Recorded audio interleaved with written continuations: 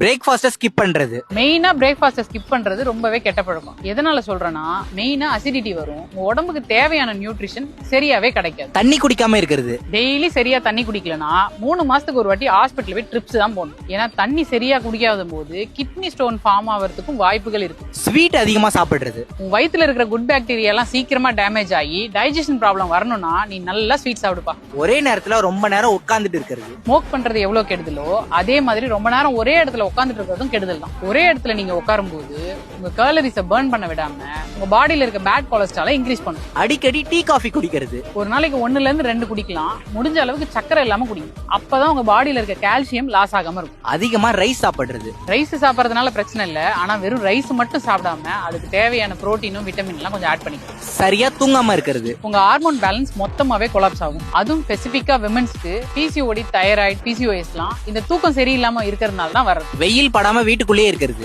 சும்மா கிடைக்கிற vitamin D உனக்கு வேணாம்னா நீ வீட்டுக்குள்ளேயே இருப்பா.